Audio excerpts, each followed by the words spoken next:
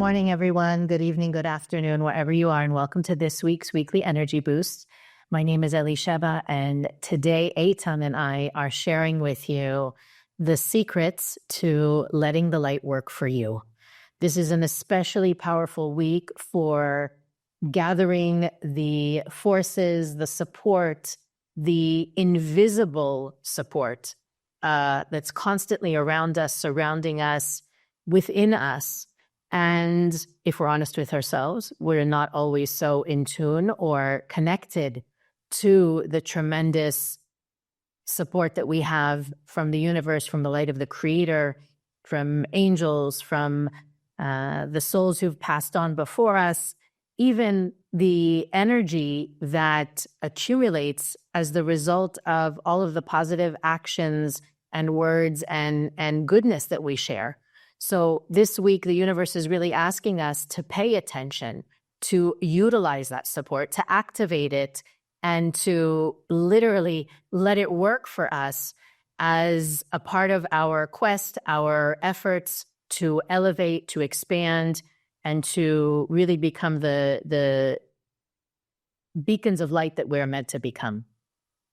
Weekly Energy Boost is a 7-day spiritual weather forecast where we provide our listeners with the most practical and powerful tools to navigate the coming 7 days.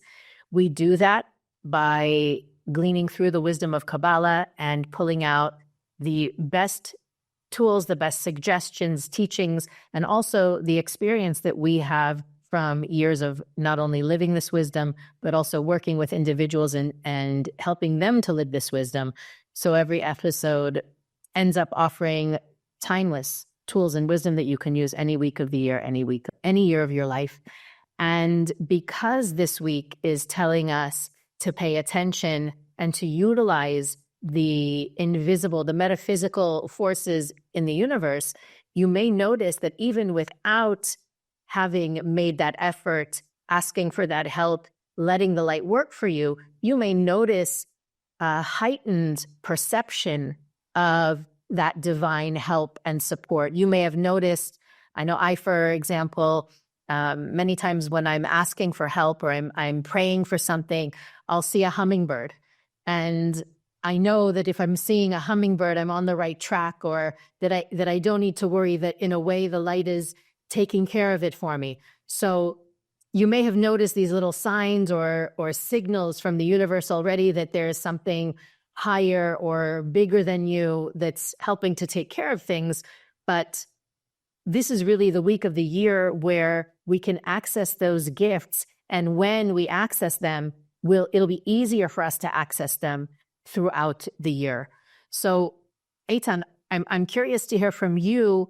How do you utilize that support? Where are the gifts for you personally when it comes to activating, inviting that support, letting the light work for you? First thing for me is something that I've learned through experience and through the study, is to realize that if I'm only relying on the things that I see and feel, we call it the dimension of the 1% reality, then I'm in troubles. Because if you're really honest with yourself, are you really seeing everything that goes on in reality? If yes, how come we experience suddenly challenges in our life, suddenly surprising negative issues, and suddenly miracles in our life? So for me, it's so important as a daily reminder what I see and what I feel regarding to challenges, regarding to decisions, regarding to be able to help people, regarding to be able to help challenges my children are going to, regarding of the ways that I can actually achieve. I went through a lot of struggles healing-wise. How do I bring cure to myself? Yeah.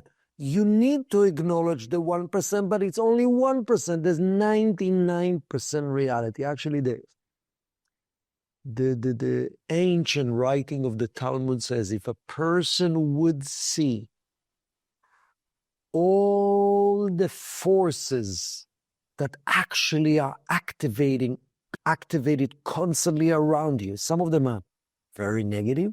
Some of them are very positive. A person will be so scared they might die. Actually, flies, little fly in the wall, sees more real energy, real spirits, real angels than us. And that's part of our journey. We meant to be blind, and we meant to open ourselves through humility to ask and for support, from help. So that's number one. So that awareness, reminding myself, what I see is just small picture of what is. So I will give an example regarding health. Because as part of I had major intestine issues, part of my process, I went through many different healers and doctors and different approaches to heal the gut and so on. And this person told me that's what's going to happen. And that's the healing. And there's a new approach, and that was helpful. And with the help of my teacher, the Rav Berger, I realized healing comes from above. Doesn't mean you're not going to attract the right doctor or the right healer. But if you realize that there is camp of angels above that wants to support you, the light of the Creator is infinite force, but there's many spirits, many angels. And sometimes souls of righteous people that left this world. And we all have sometime a one person that actually is guarding us. We have a guardian angel, and we have a specific soul that passed already, righteous, elevated, that guardian.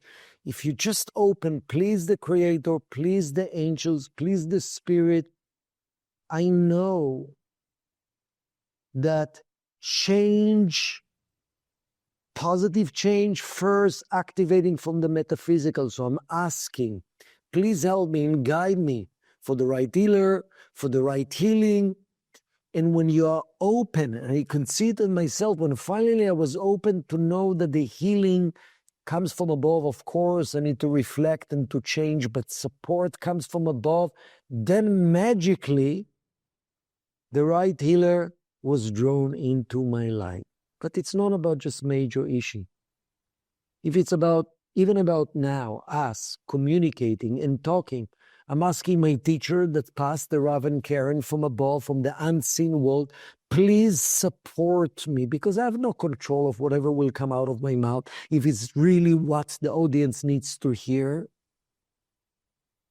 And knowing that I need to support, and the fact that I'm open to the reality beyond my logic and beyond my five senses, that's already opening myself to feel supported, guided, and magic happen.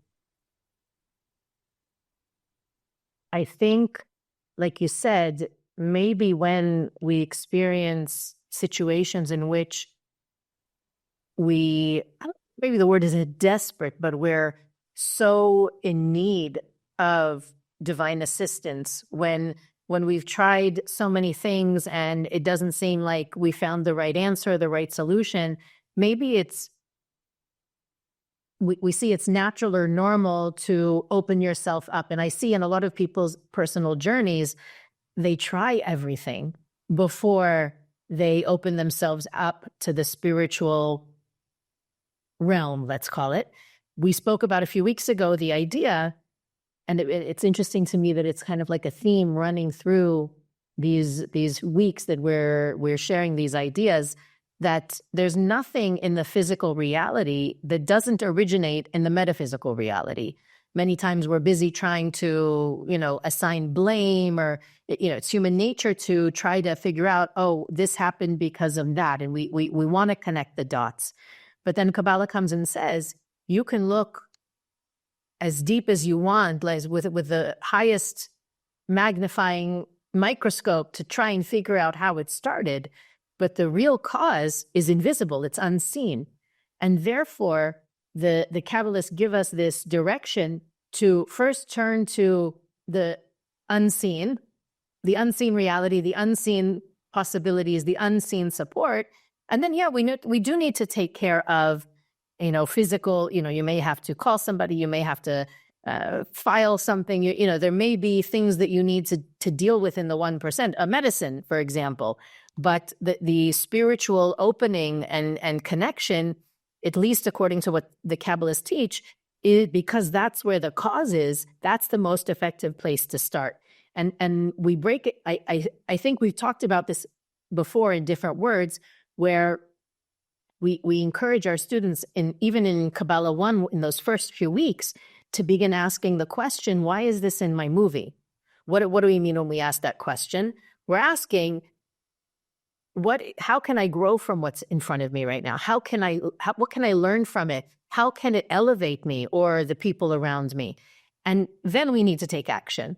And by addressing the unseen, which is the cause, there are greater chances that we're going to address the root issue or the seed level of what's going on, rather than just a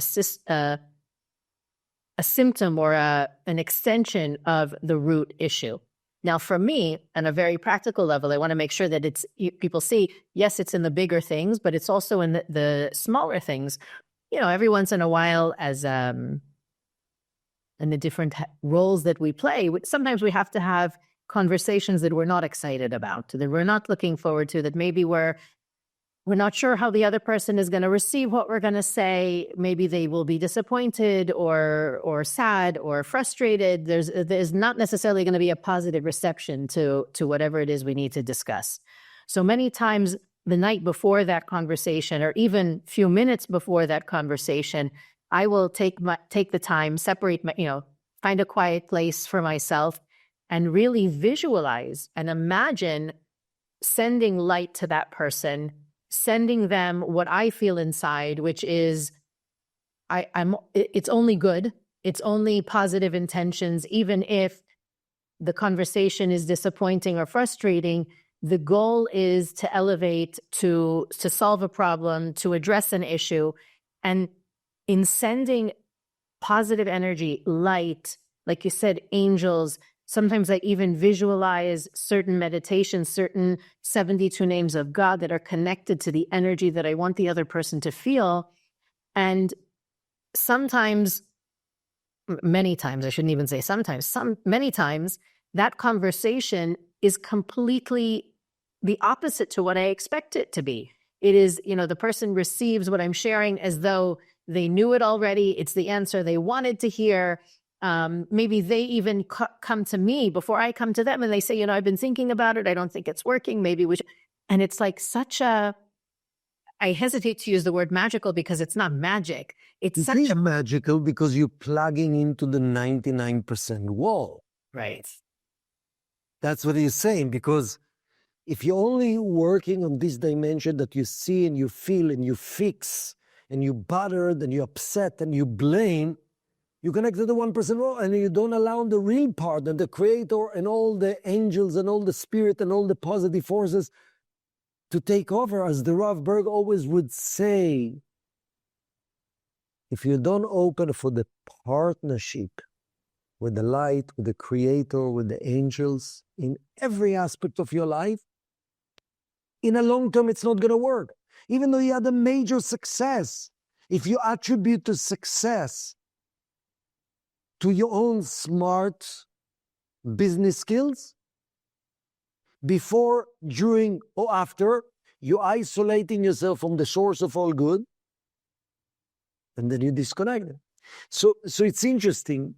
After what you said, I think, Elisheva, the way I break it down, the 3 steps in dealing with every situations in life, and how do I invite and welcome the support from above, from the light, from the 99%, and then practically channeling it and communicating it and dealing, because I cannot not deal. It's not just pray and don't deal with life. You have to deal.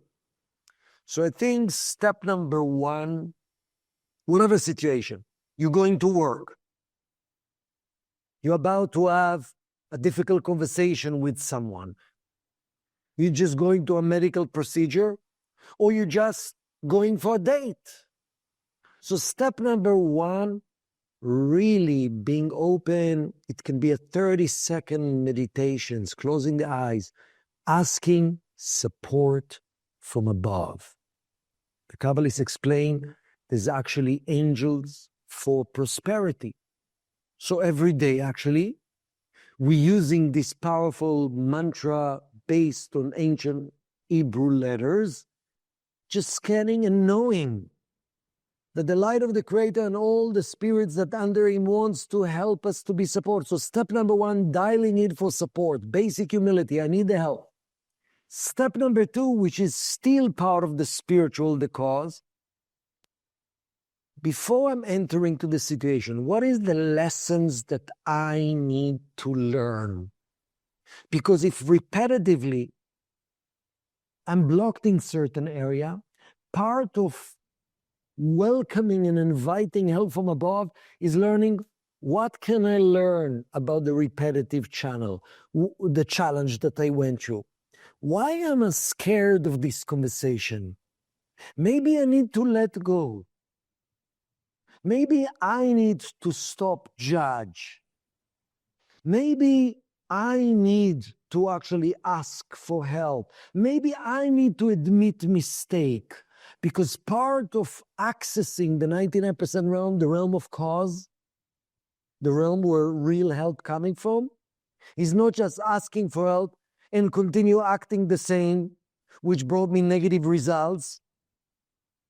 Is actually taking responsibility to change something. If it's the ego that manifests itself into fear, if it's, I have to have these results, if it's being too reactive, it's being too harsh, not being sensitive, being consumed with myself, speaking just about me, not being sensitive to the other person. Each one of us our lessons. So asking for help, number one. Number two, what can I shift and change this time? Every day we came to improve and change. And then after coming from that place and sending and asking, inviting, praying and sending that energy and pure intention for and surrendering to the help of the light without my specific outcome. Yes, I want things to be positive, miraculously positive. How? I don't know. Then come the third thing. Deal with the situation. Deal with the reality. Have the conversation.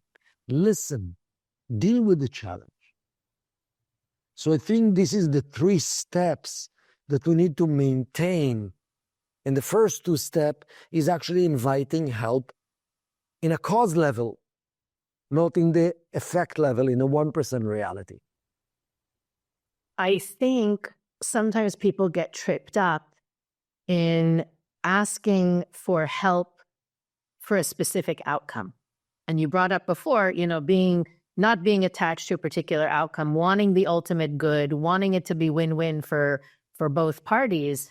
But I see a lot of frustration and even, people thinking, the light doesn't work, or, I don't have any angels supporting me because I didn't get what I want.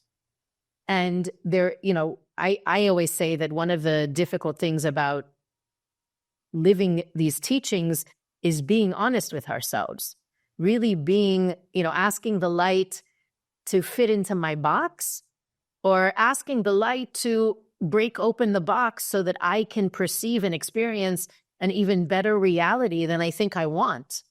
And I feel also, it's the energy of the month of Sagittarius is so expansive, right? We can take, and I wonder if some of our listeners maybe have particular situations that they're thinking of as they're listening to you outline the steps and we're all opening up ourselves for this, amazing support this week.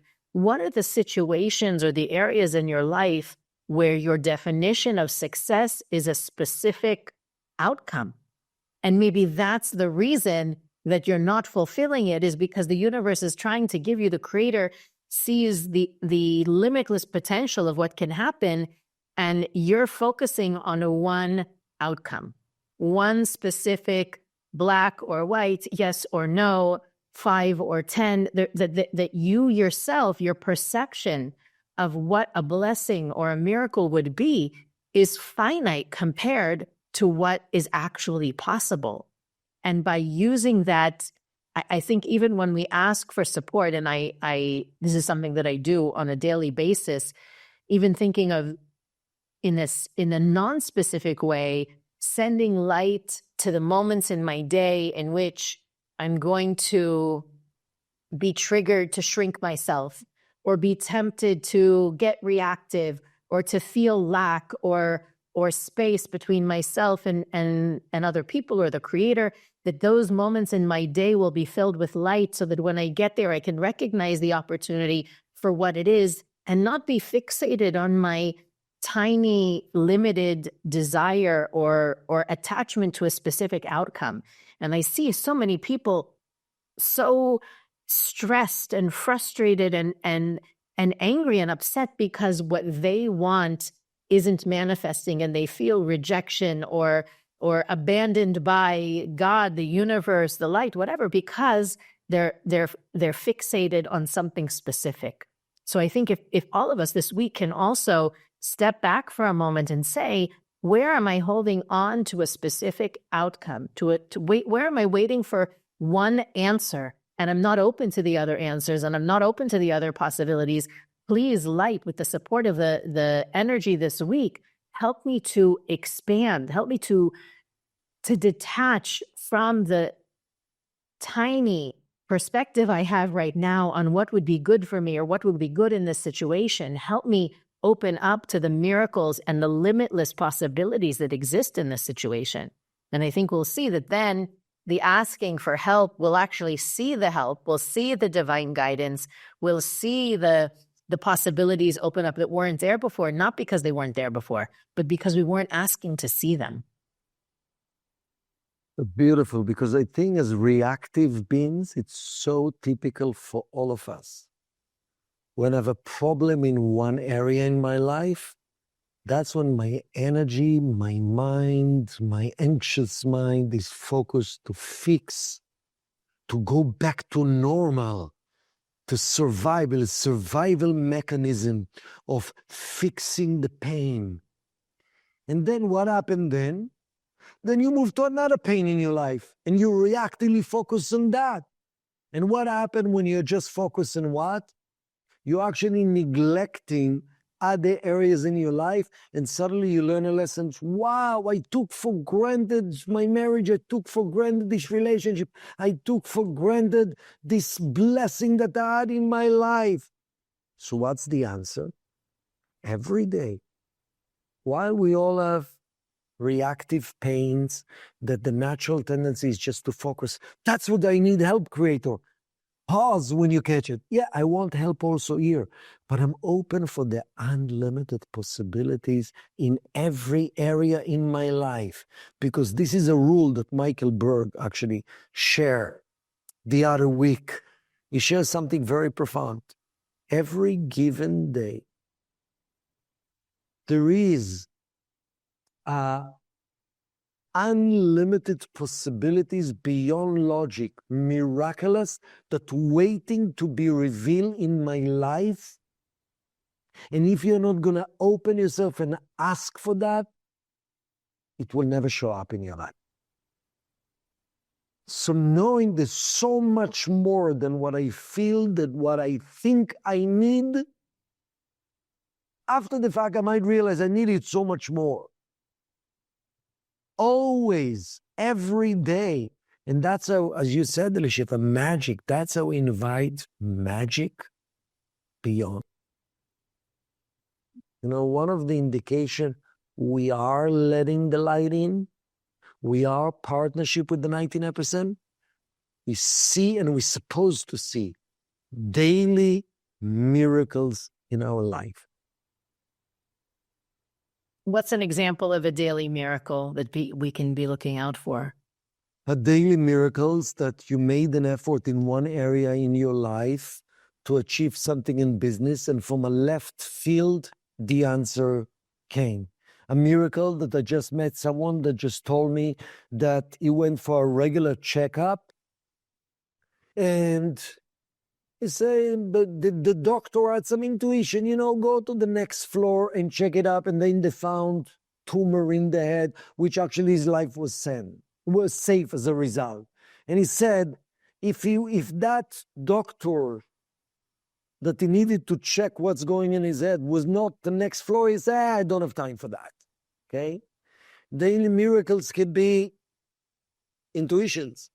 And yeah, daily miracles can be just healing, amazing surprises, meeting the right people in our life, avoiding chaos. Suddenly you realize a person that you almost trusted all the way, you realize they're not trustworthy. So there's so many beyond logic and beyond the analytical judgment of life, things are revealed to you. It's miracles. Now, you're reminding me of a story, I think it's from the Baal Shem Tov, actually, that Karen Berg used to tell all the time, at least once a year, about, I think it was the Baal Shem Tov who went to visit a person with his students, with like a group of 12 people, and he asked them, to set up a meal for him and all of the guests, and the owner of the house felt so privileged, so honored that he would be visited upon by such a great scholar, such a great sage. So he and his wife prepared everything they had in the house, and they made a meal for them. And the Baal Shem Tov asked, what else do you have? We're still hungry. What else do you have? And he said, we don't have anything. We just have our cow in the back that we sell milk in the marketplace from. So he says, great, slaughter the cow and let's have some steak. So it was a student also himself. He was so confused and yet at the same time wanted to give. And so he did it. They had this one skinny cow that they were using to provide milk, to sell milk in the marketplace. So they slaughtered the cow. They cooked it up. And at that point, the Baal Shem Tov and his students left, said thank you very much, and left. And the couple that lived in the house were so confused. What just happened? Also, the students of the Baal Shem Tov were very confused. Why did we just go there and eat everything in sight? What was the idea there? So the couple was distraught completely. If I'm not mistaken, afterwards the husband went out into the forest, begging, crying to the Creator, what are we going to do? We have no source of income. We don't have even a bean to eat for the tomorrow. What are we going to do? How are we going to support ourselves? And he was crying and begging and crying and begging. And he fell to his knees in the forest. And when he fell, he heard that like a hollow thump, that it wasn't solid ground that he fell on. And he started to dig. And where he fell exactly, there was a buried treasure. And he didn't have to worry about anything for the rest of his life. But all those years, he was dependent upon that skinny cow to provide him with milk that would give him the few coins to buy the little food. And the act not only of letting go of that skinny cow, which, from his point of view, maybe he had no other choice, but in a way, worshiping the skinny cow kept him locked in this very limited day-to-day reality. And by surrendering, letting go, and really giving it all up to the light, asking, I think that for all of us, one of the reasons Karen used to tell that story is so that, we don't stay attached to what we think is the source of our blessings, our income, the only outlet that we have, but also that we beg the light to show us what are the answers, what's the solution. And the Creator doesn't have to whisper in our ear or send us a letter in the mail, right? Literally, like you said, the next moment an unbelievable answer can come out of left field, or a solution, or an idea, or the doctor on the next floor. It really is a matter. And I think the universe is telling us all the time, I'm here, ask for help. I'm here. What do you need? I'm here. Open yourself up. I'm here. You can have so much more. And I really feel that by us all opening ourselves up this week for that support, to open even our senses, to perceive the support, to welcome it, to appreciate it, to have gratitude for it, and to even have a bigger ask. That's really what the universe is setting us up for this week. I think to summarize all what you said, Elisheva, and all what we share today, there's illusionary belief system that tells us we are alone. It's such a lie of the ego. We are supported. We are not alone. We are cared for so much beings of light around us, within us, and above us. We just need to train ourselves to open our heart and soul to that support. Because when you think you're alone, you know what you're activating? The limited mind. Maybe this, maybe that. You might need to use your mind, but first, open for the true reality. You're supported. You're not alone. Just open yourself and ask for help. And then, of course, willing to do the hard work. Definitely. I needed that message for sure.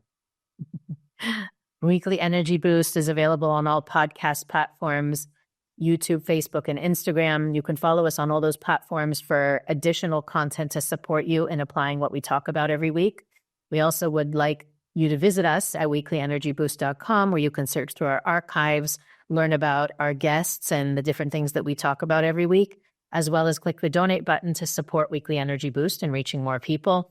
But the best thing you can do, and I think if all of us this week are asking for more help, we're going to see some real miracles all across the planet, is share this episode with one person, 10 people, 20 people that you know that can use the reminder to let the light work more for you. And we'll see you next week on the Weekly Energy Boost.